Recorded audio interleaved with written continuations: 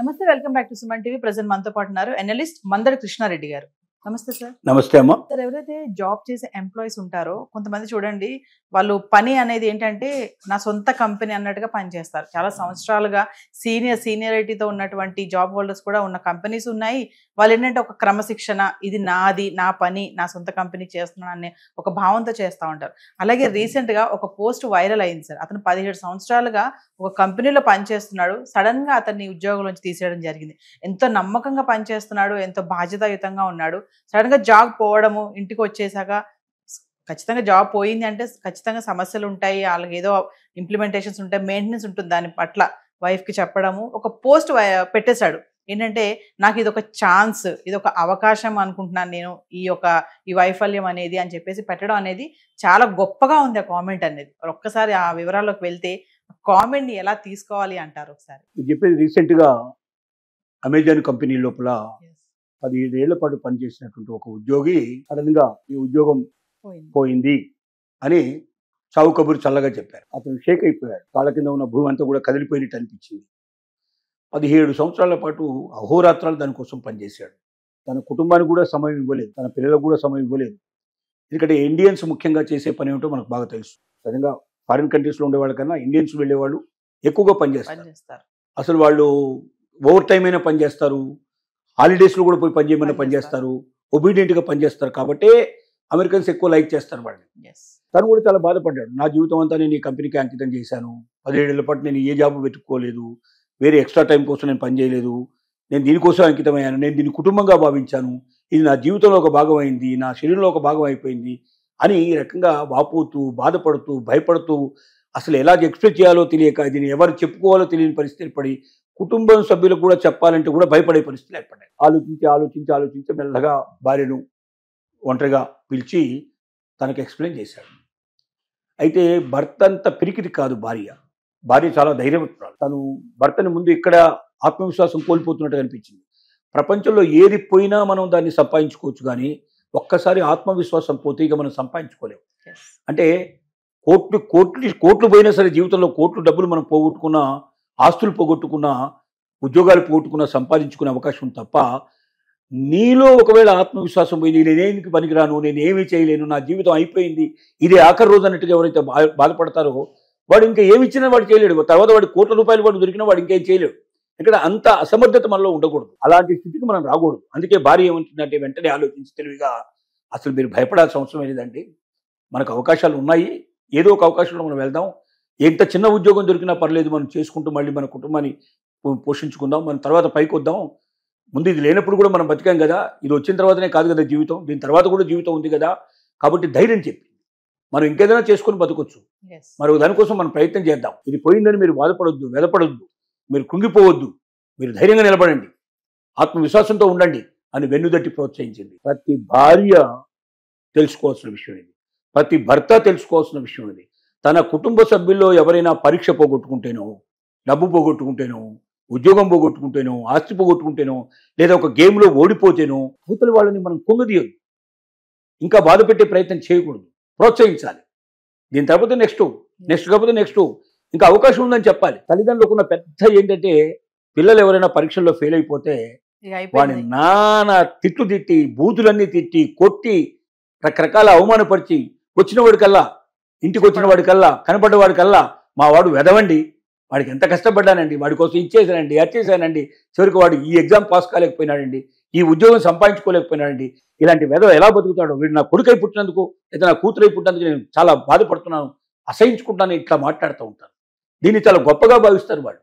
Correct కాదది. నువ్వు ఒక్కడు ప్రపంచంలో అన్ని విజయాలు ఎవడు సాధించలేడు. అపజయాలనేవి జీవితంలో ఒక భాగం. ఎన్ని అపజయాలు మనిషి ఎదుర్కొంటే అన్ని విజయాలకు అది సోపాన పటం, ఒక రకంగా మెట్లు లాంటివి అవి.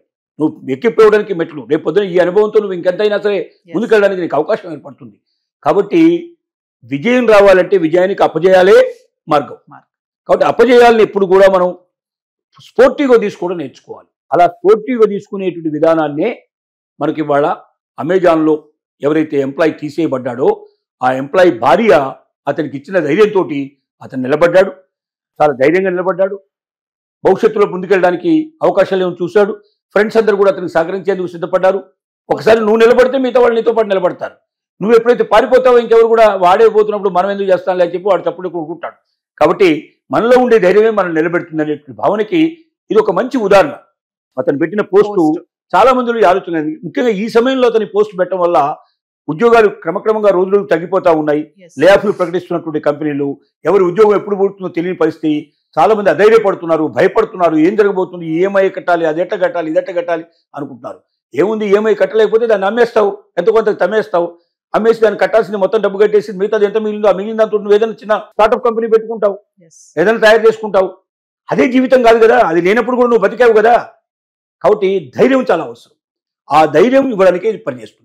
రెండోది ఏంటంటే, మనకు ఏదైనా ఒక ప్రైవేట్ కంపెనీలో పనిచేసినప్పుడు ప్రతి ఒక్కరు జ్ఞాపకం పెట్టుకోవాల్సింది, ఆ ప్రైవేట్ కంపెనీలో నువ్వు ఎన్నేళ్లు పనిచేసినా, నువ్వు ఎంత గొప్ప స్థాయికి చేరుకున్నా, CEO లెవెల్ అంటే ఇట్స్ టాపెస్ట్ పొజిషన్ కదా, CEO లెవెల్కు నువ్వు చేరుకున్నా కూడా నువ్వు ఎంప్లాయీవే అయితే మాత్రం ఏ నిమిషంలో అయినా నీ జాబ్ తొలగించబడుతుంది అన్న నిర్ణయానికి నువ్వు రావాల్సిందే. కారణం ఏంటంటే, యాజమాన్యంతో నీకు ఎప్పుడైతే డిఫరెన్స్ వస్తుందో యాజమాన్యాలు నిష్కర్షగా చెప్పేస్తాయి, మా విధానం ఇది, నీ ఇష్టమైతే పనిచేయి, లేకపోతే వెళ్ళిపోమని చెప్తాయి. నువ్వు అలా కాదు, నేను కంపెనీ మేలు కోసమే చెప్తున్నాను కదా, ఇలా వెళ్తే కంపెనీ నష్టపోతుంది అని నువ్వు చెప్పినా కూడా వాడు వినప్పుడు నువ్వేం చేయగలుగుతావు?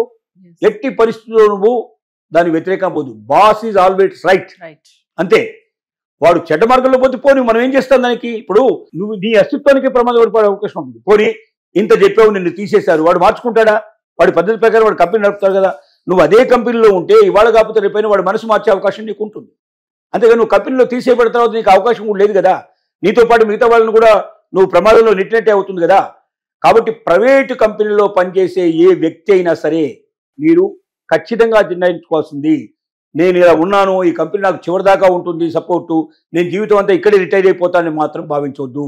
20 ఏళ్ళు చేసినా, 30 ఏళ్ళు చేసినా, రిటైర్మెంట్కు 3 వారం రోజుల ముందు కూడా నేను తీసేసినా ఆశ్చర్యపడాల్సిన అవసరం. ఎందుకంటే ఎప్పుడైనా కాన్ఫ్లిక్ట్ వచ్చే అవకాశం ఉంది. ఇవాళ ఏ ఒక్క వ్యక్తి ఇంకొక వ్యక్తి అభిప్రాయాలు సరిగ్గా కలవు, 100% కలవు.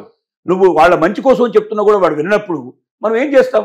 వాడికి వదిలే. బాస్ ఈజ్ ఆల్వేస్ రైట్ అనే పద్ధతిలో వెళితేనేమో నీ జీవితం చివరి దాకా సాఫీగా ఉంటుంది. లేకపోతే మాత్రం నువ్వు ఏ క్షణంలో అయినా నీ ఉద్యోగం పోతుందానికి సిద్ధపడాలి.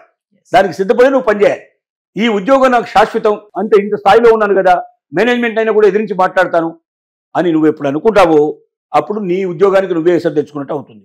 కాబట్టి ఆ పని చేయకండి.